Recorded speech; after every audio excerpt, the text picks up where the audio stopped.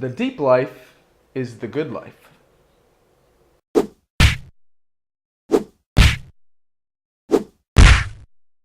Welcome to 3 Things You Can Use, where Maddie and I decode self-improvement and entrepreneurship through books, 3 things at a time.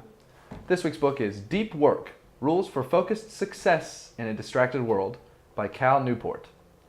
Deep work is the ability to focus without distraction on a cognitively demanding task. It's a skill that allows you to quickly master complicated information and produce better results in less time. Deep work will make you better at what you do and provide the sense of true fulfillment that comes from craftsmanship. In short, deep work is like a superpower in our increasingly competitive 21st century economy. And yet, most people have lost the ability to go deep, spending their days instead in a frantic blur of email and social media, not even realizing that there's a better way. From Amazon. So, what are 3 things we can use from this book? Deep life equals good life. Cal Newport defines deep work as professional activities performed in a state of distraction-free concentration that push your cognitive capabilities to their limit. These efforts create new value, improve your skill, and are hard to replicate. End quote. It's about focusing on your work for longer, unbroken periods of time, with the intent to put out your best work. And apart from its economical advantages, it being a rare and desirable skill and it helping you to learn more quicker, deep work also plays a part in how much you enjoy your life. That is to say, there is a connection between deep work and the good life. Quoting from the book, from anthropology to education, behavioral economics to family counseling, similarly suggests that the skillful management of attention is the sine qua non, essential element, of the good life, and the key to improving virtually every aspect of your experience. End quote. So, according to most of the studies of human experience, and how to change it for the better, being able to focus, controlling your attention, and maneuvering around distractions is an essential part of experiencing life to the fullest. Taking this into account, and adding in the fact that deep work is rooted in your economical life, it figures out that deep work helps you to train your ability to focus, gives you an economical advantage, and provides you with a useful and healthy skill to use in the other realms of your life. But deep work is not a one-size-fits-all. Along the spectrum of jobs and careers, deep work looks very different. Some can do deep work at all times, removing themselves from distractions completely for long stretches, while others must do deep work whenever possible, owing to the fact that if they ignore their email for more than an hour, they might get fired. So Cal gives us 4 different deep work scheduling philosophies that can fit with any of the different points on the spectrum. Number 1, the monastic philosophy. This is the most radical, super deep work focus. The kind of live in the woods, spend the majority of your time in deep work. One of the people who practiced this form of deep work even cut out email and instead left on his contact page, he left a mailbox address for people to send letters to if they were so inclined. This form of deep work is for the kind of people who like to buckle down and do their work, like authors, researchers, philosophers, and thinkers. And number 2, the bimodal philosophy. Still a radical one, but far less so. When practicing the bimodal philosophy, you'll break up your week into deep work days versus other days. He uses the example of somebody having 4 straight days of deep work and leaving the remaining 3 days for other things. And number 3, the rhythmic philosophy. This is the more popular, more easily implemented one.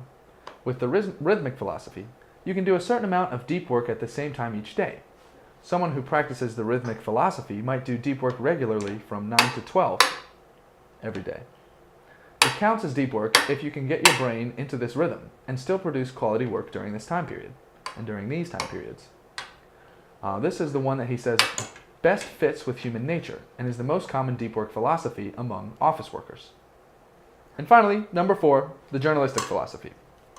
This one is extreme too, but it's on the other end of the spectrum. It's named the journalistic philosophy because it most aligns itself with this type of work, journalism.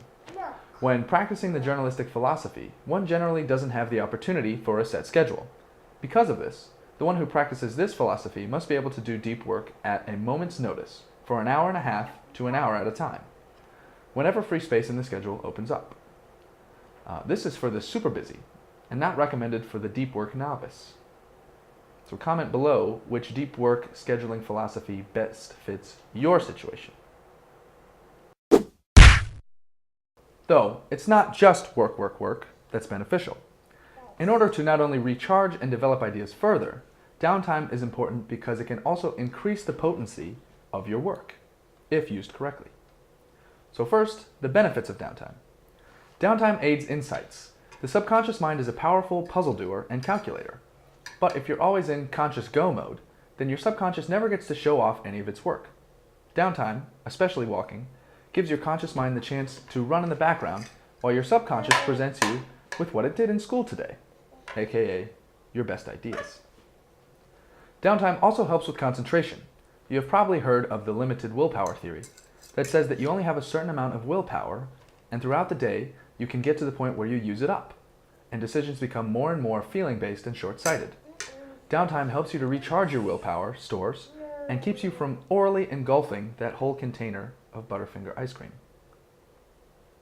Though letting your downtimes run amok because of the reasons it is helpful isn't the best idea. You must implement your downtime effectively in order to get the benefits. It starts by ritualizing your downtime. Primarily, this means ending your work hours at the same time every day. Practice this enough and you can get into a helpful mental rhythm where your brain can be in a state of working, intensity, and flow, and then, at 5 o'clock sharp, a state of recovery, interest, and exploration. Without a fixed time for starting your downtime, you can make it easier for your brain to rationalize getting distracted and both take away from your work, but ultimately your ability to focus.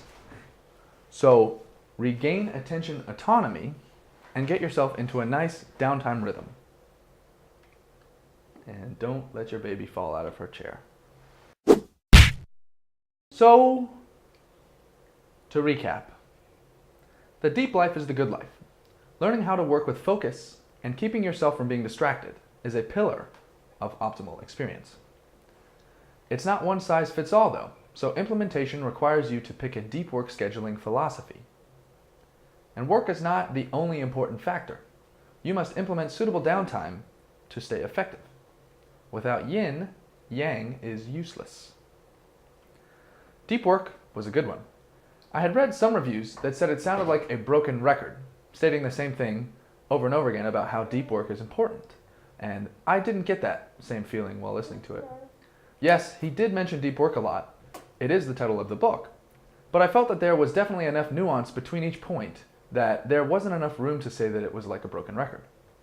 And on the whole, I think it's a super useful book that caters well to people reaching for the top of Maslow's hierarchy of needs, framing this deep form of working, focusing, as a pillar of self-actualization. And if you're stuck in the pit of social media, email, and distractions, you might appreciate the paradigm that this book has to offer. That's all for this one. If you liked our show, give it a like. Thank you for watching. If you're not subscribed, make sure to subscribe so you don't miss next week's video. And we'll see you next week. Bye. Ow. Close enough.